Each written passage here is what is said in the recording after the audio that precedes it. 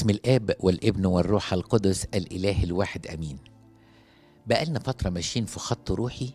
اسمحوا لي إن الفترة الجاية يمكن نبتدي نتكلم في بعض المواضيع الحياتية النفسية، يعني لأن أنا حاسس إن دور الكنيسة إنها تتكلم في كل المجالات، لأن أوقات الكلام اللي بيجيلنا من بره بيبقى كلام مش وحش، لكن دايما مش ممسوح بمسحة الروح القدس. علشان ما اطولش عليكم هتكلم معاكم النهارده عن حاجه اسمها مواجهه المشاكل. يعني ايه مشكله وازاي نواجهها؟ بس انا عشان ما اطولش هقول لكم الاول معلومه صغيره. في قاعده كده اسمها حتميه حصول المشاكل. يعني ايه حتميه حصول المشاكل؟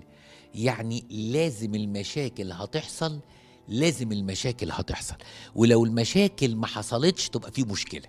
الطبيعي ان في مشاكل قابلتنا في طفولتنا، ومشاكل قابلتنا لما دخلنا المدرسة، ومشاكل قابلتنا لما طلعنا المراهقة، ومشاكل لما ابتدينا ننضج، ومشاكل قابلتنا في الشغل اللي اشتغلناه، ومشاكل قابلتنا في الحياة بعد ما ارتبطنا، ومشاكل قابلتنا مشاكل قابلتنا.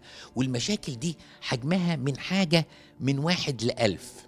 يعني كل مشكلة ليها حجمها، وممكن المشكلة اللي بالنسبة لك كبيرة تكون بالنسبة لي أنا مشكلة بسيطة، والمشكلة اللي أنا شايفها كبيرة بالنسبة لي تكون أنت بالنسبة لك مشكلة بسيطة.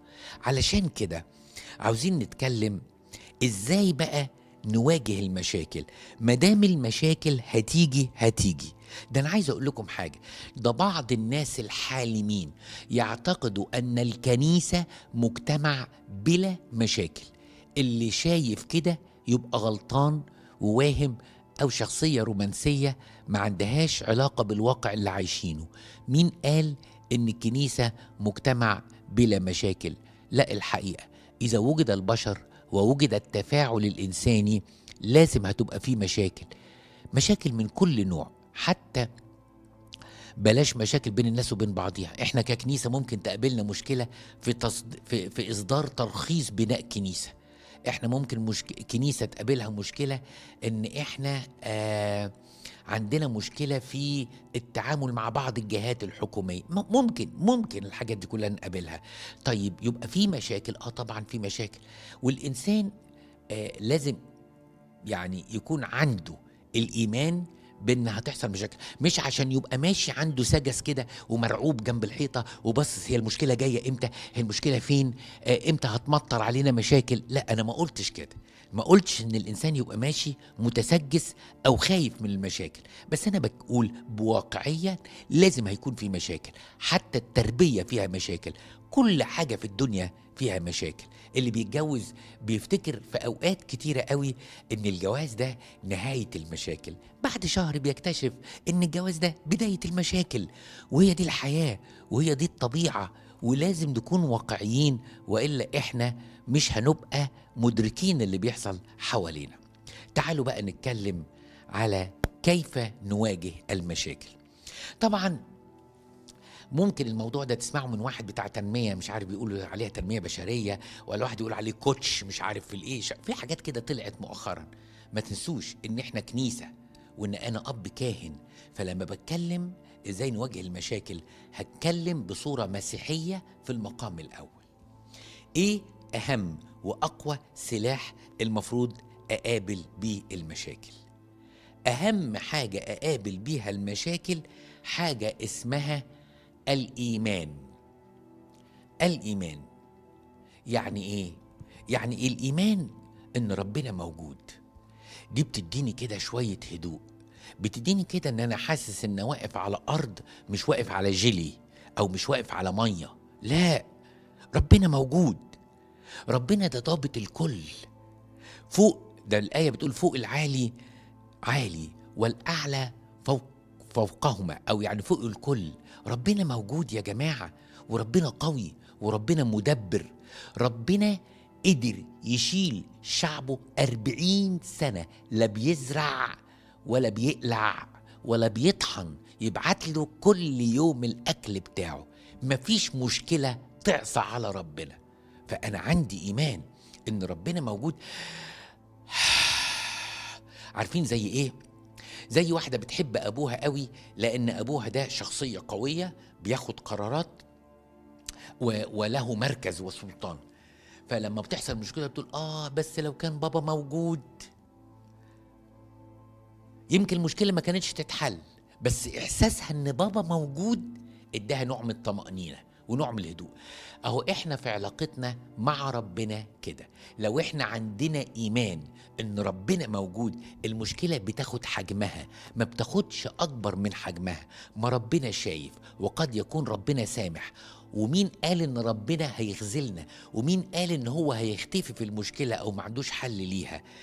ده ممكن تكون المشكلة دي بتدبير إلهي، زي ما أعرف عشان أتعلم قبل كده. فإذا كنت أثق إن ربنا موجود وعنده تدبير يفوق العقول، وإن ربنا محب البشر، وإن كل الأشياء تعمل معا للخير الذين هم يحبون الله، وإن كنت زي ما بيقول داود النبي كنت عيل صغير وكبرت وبقيت شيخ ودقني بيضت، وعمري ما شفت بيت من البيوت ربنا تخلى عنه، ولا حد من ولاد ربنا احتاج للقمة وما لقاهاش. الفكرة فكرة إيمان. اوعوا تفتكروا إن حياة البابا كيرلس لما كان بابا وبطرك كانت بلا مشاكل، كانت مليانة مشاكل، كان اللقباط بيشوشروا عليه في كل لحظة، بس اللي ساند البابا كيرلس إيه؟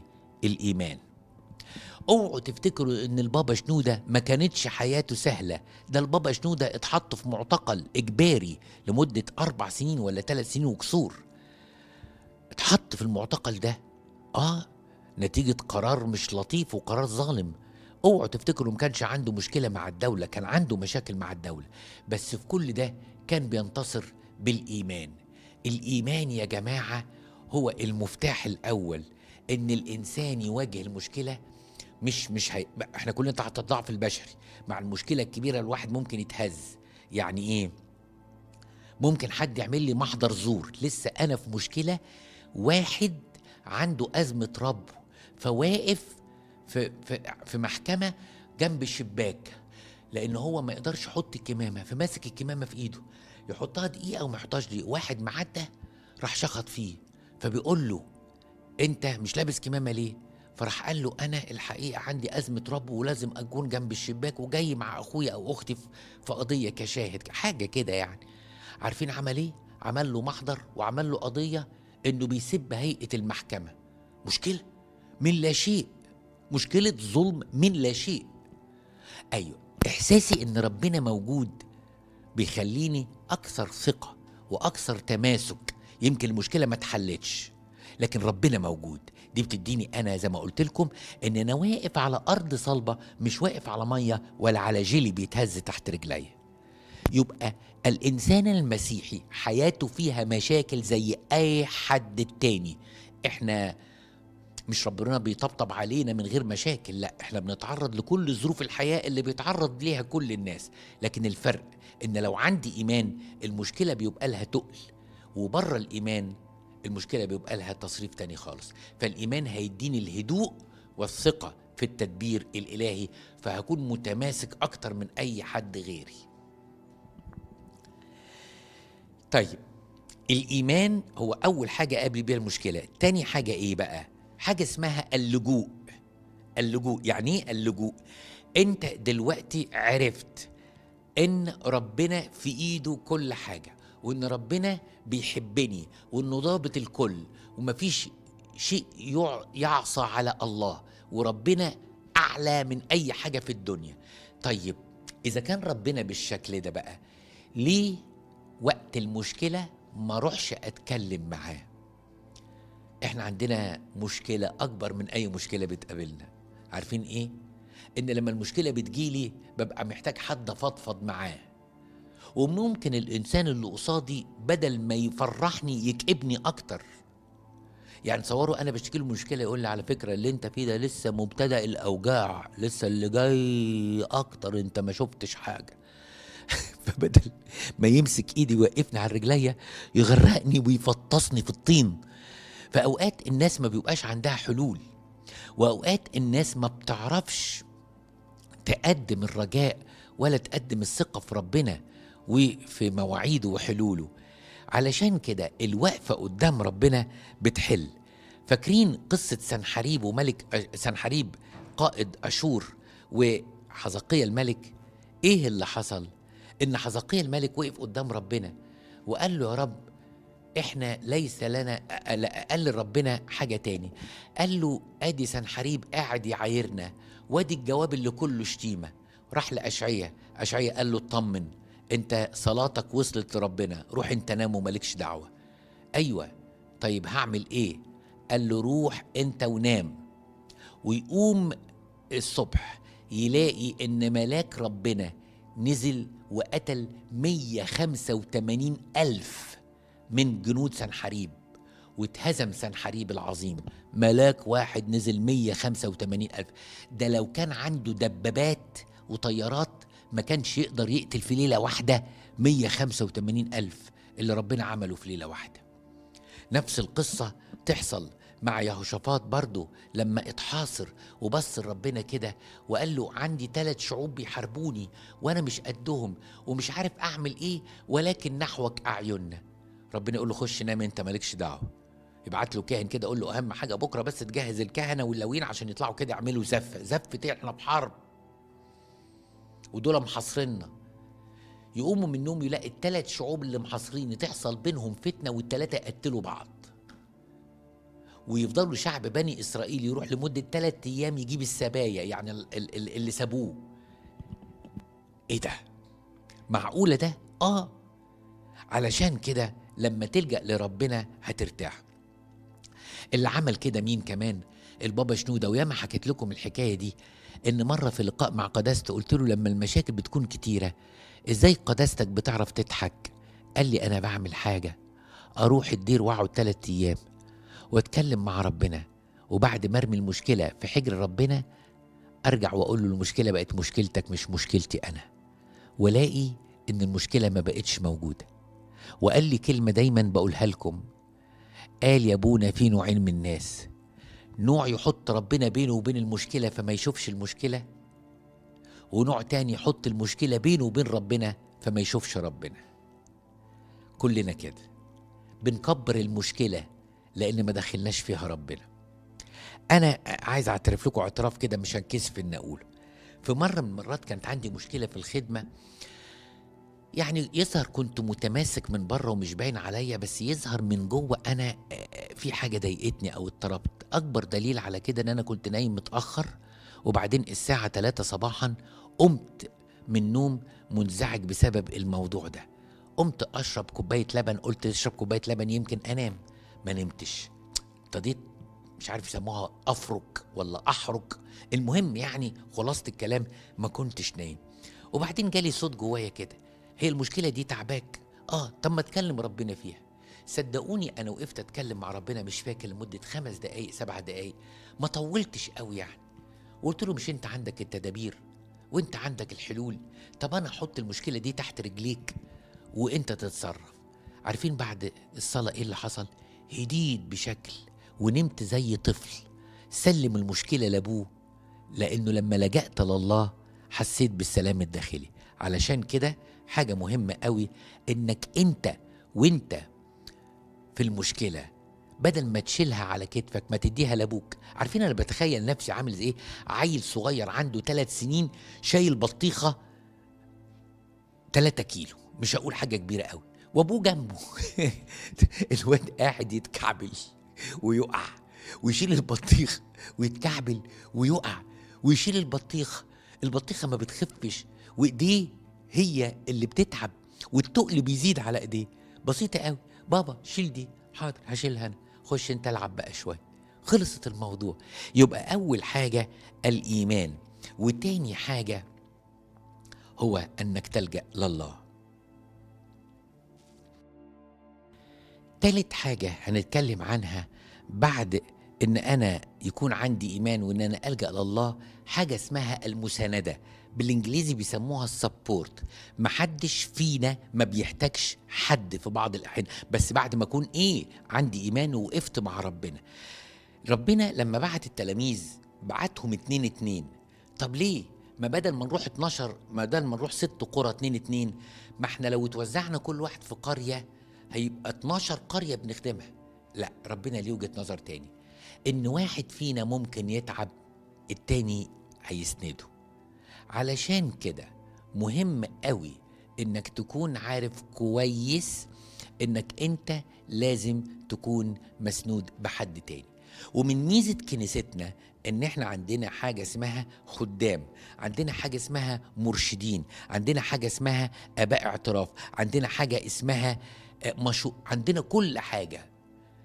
فانت محتاج هذه المساندة. طبعا في ناس كتيرة قوي المشاكل بتكبر فوق دماغها لمجرد انها عندها كبرياء او كرامتها، ان ازاي احكي لابونا على المشكلة دي، ده يستدفعني قوي. يا سيدي، بدل ما تخليها تكبر جواك ما تحكيها يا اخي، ويمكن ابونا بكلمة واحدة حتى لو ما حلهاش يديك شوية قوة كده ومعونة من عند ربنا. المعونة التانية او المساندة التانية من القديسين. احنا كنيستنا تؤمن بالشفاعة، وتؤمن أن الملائكة تعمل في حياتنا، وأن القديسين يصلوا من أجلنا. وده كان أسلوب القديس البابا كيرلس اللي كان يوزع المشاكل اليومية على القديسين، فيقول المشكلة دي لماريمينا، والمشكلة دي لماري جرجس، والمشكلة دي لأبو سيفين، والمشكلة دي لأمنا دولاجي. قاعد يوزع طول النهار، شغلته كده عامل زي كاتب الحسابات اللي قاعد يوزع الملفات على الموظفين اللي عنده. فده احنا نتعلم حاجة مهمة قوي، ان احنا ممكن نشرك الملائكة معانا ونقول له بقى ملاك ميخائيل، بقى ملاك جبرائيل، يا ملاك سوريال، اي حد، يا ملاك رفائيل. يبقى انا ممكن جدا اشرك الملائكة معايا. ممكن اشرك الملائكة معايا. نمرة 2، هل ممكن استعين بصديق روحي؟ طبعا ممكن، لان المساندة دي نصها سماوي ونصها ارضي. اوقات بنحتاج حد ربنا بيكون مدبر وبعته لنا. انا قلت كام نقطة؟ 1 الإيمان، 2 اللجوء بالصلاة، 3 المساندة، 4 الواقعية. يعني ايه الواقعية؟ في شخصيات حالمة رومانسية بحس انها مش عايشة معانا على الارض. زي ما قلت لكم ان في بعض الناس تقول معقولة تبقى في مشاكل بين الخدام جوه الكنيسة؟ الحقيقة كان في مشاكل بين القديس بولس والقديس بطرس مرة بسبب الأكل مع اليهود والأمم، ومرة تانية كانت في مشكلة ما بين القديس بولس ومرقس برنابا بسبب القديس مرقس الرسول. يعني المشكلة بين برنابا وبين بولس بسبب مرقس. بتحصل في مشاكل ممكن تحصل في الخدمة.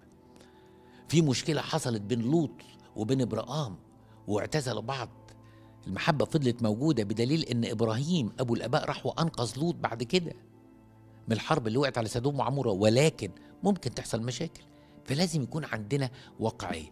والواقعية دي فيها اكتر من نقطة. النقطة الاولانية ان المشاكل هتحصل زي ما قلت في المقدمة. طب النقطة التانية ايه؟ ان في مشاكل لازم ما نسكتش عليها وتتحل بسرعة عشان ما تكبرش، وفي مشاكل تاني لازم يتأجل حلها، لأن لو تدخلنا دلوقتي والأعصاب ملتهبة المشكلة تكبر.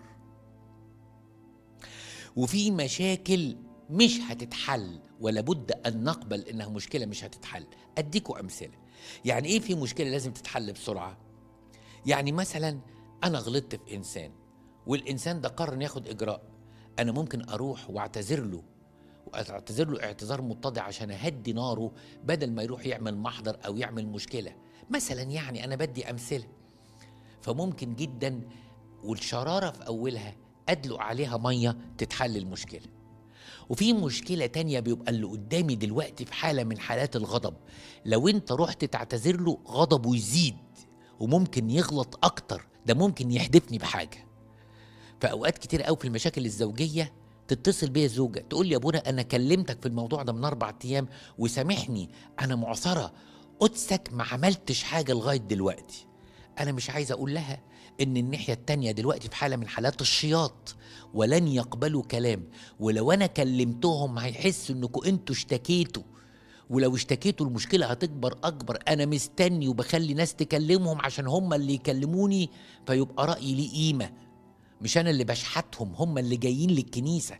يا بنتي في فكرة. لا يا ابونا سامحني أنا متضايقة قوي من أسلوب قدسك السلبي. انت حرة يا بنتي، بس انا شايف الحكمة انك انت ما تزقنيش ان انا اعمل حاجة دلوقتي. ده في اوقات حتى بتبقى في نصيحة بقول للزوجة كده، زوجك من النوع اللي بياخد وقت، ارجوكي لو متضايق، لو هو متضايق ما تزنيش ان لازم نتصالح دلوقتي. اوقات الستات كده عشان بيبقوا عاطفيين شويه، عايزين المشكله تتحل دلوقتي، عايزين المشكله. طب اقعد كلمني، انت هتسيبني انام دمي محروق. يا بنتي يا بنتي مش طبيعته كده، لو اتكلم دلوقتي هيغلط اكتر. فلازم يكون عندنا واقعيه ان المشاكل هتحصل، والمشاكل انواع. في مشكله لازم تتحل دلوقتي ودي عايزه خبره بقى في الحياه، وفي مشكله لازم تتاجل، وفي مشكله الحقيقه ملهاش حل. زي ايه؟ زي جالي مرض مثلا، والمرض ده انا بطلب ان اخف وما خفتش، احاول الاقي بدائل، لكن المشكله مش هتتحل بالصوره اللي انا عاوزها تتحل بيه. ساعتها لازم اقبل، لان لو ما قبلتش انا كل يوم بعذب نفسي، لان في دماغي سيناريو معين وصوره معينه للحل عاوز افرضها على ربنا غير اللي ربنا ممكن يكون عاوزها علشاني. يبقى ازاي نواجه المشاكل؟ 1 الإيمان، 2 اللجوء، 3 المساندة، 4 الواقعية، 5 ودي آخر نقطة حاجة اسمها الاستفادة. يعني إيه الاستفادة؟ في مرة واحد قال لي كده حاجة، إنسان حكيم يعني إنسان كبير، يمكن مش كاهن ويمكن مش خادم، لكن هو إنسان كان في حكمة. قال لي إيه؟ مفيش مشكلة وقعت فيها وما اتعلمتش منها. مفيش مشكلة وقعت فيها وما اتعلمتش منها. يعني كان عاوز يقول ايه؟ يقول ان زي ما في مدرسة، والمدرسة بتبقى في السنة الدراسية في مواد مختلفة، يعني بناخد تاريخ، بناخد جغرافيا، بناخد حساب، بناخد علوم، مواد مختلفة. في مادة أساسية بتعلم الإنسان وتكبره وتنضجه في الحياة، المادة دي اسمها المشاكل. المشاكل دي اتعلمت منها كتير. أول حاجة اتعلمت بيها وعرفت بيها أنا حدودي النفسية شكل إيه. في مثل عند أهل العالم يقول لك اللي على البر عوام. يعني إيه اللي على البر عوام؟ أنا فاكر نفسي إن أنا في سلام كده، وما دام ما عنديش مشكلة، كل اللي عنده مشكلة أقول له أنت بتتهز ليه؟ أنت بتتوتر ليه؟ أنت بتحزن ليه؟ لا لا لا لا لا لا مفيش كده. لكن لما المشكلة حصلت لي أنا اتهزيت، فحسيت بضعفي. المشكلة لما حسيت عديت منها وخلصتها، شفت ايد ربنا وتدبيره ازاي حلها. المشكلة لما حصلت لي ابتديت احس بالناس التانية اللي بتحصل لها مشاكل وكنت بتريق عليها، فانا عرفت نفسي وشفت ربنا في المشكلة اللي عزاني وقواني، وابتديت احس بمشاكل الناس. ما بقيتش قاعد كده في أوضة من إزاز بعيد عن المشاكل. المشاكل يا جماعة زي دور البرد. أحكي لكم حكاية بس دي أنا افتكرتها دلوقتي. انتوا عارفين لما في دور الإنفلونزا اللي بيحصل كده، دور الإنفلونزا العادي مش الكورونا، يعني الإنفلونزا العادي لما كان بيجي للناس كده يقول لك أنا عندي دور برد، يا عم الدور داير ما جاش بقى، أنت بتشتكي من إيه يا عم؟ بس شوية كحة كده وهتطلع. يعني دور البرد ده طول عمره دور برد، لغاية لما أنا في سنة من السنين كده، أعتقد من 7-8 سنين، جالي دور برد لدرجة إن وأنا بكلم الناس وقعت. يعني من كتر الإجهاد والتعب وتملك الفيروس أنا وقعت ونمت 8 ساعات متصلة، وقمت كأن في قطر ماشي على جسمي، يعني من كتر الألم. فبسأل بقول لهم أنا عندي إيه؟ قالوا لي دور برد. قلت ياه، دور برد بالقسوة دي؟ دور برد بالشدة دي؟ فلما واحد بعد كده يقول لي يا ابونا عندي دور برد، ما بقيتش استهتر قوي زي الاول، ما بقولوش لا هيعدي، بقول له لا خلي بالك لحسن يقلب معاك بحاجه قويه يا حبيبي، خلي بالك ما جراش حاجه لما ترتاح يومين وبعد كده ترجع تمارس نشاطك. فالانسان لما بيخش في مشكله او بيخش في تجربه بيحس بالناس اكتر. المشكله اللي ملهاش حل، اتعلمت منها يعني ايه كلمة صبر، واتعلمت يعني ايه كلمة طول أناة، واتعلمت يعني ايه كلمة احتمال.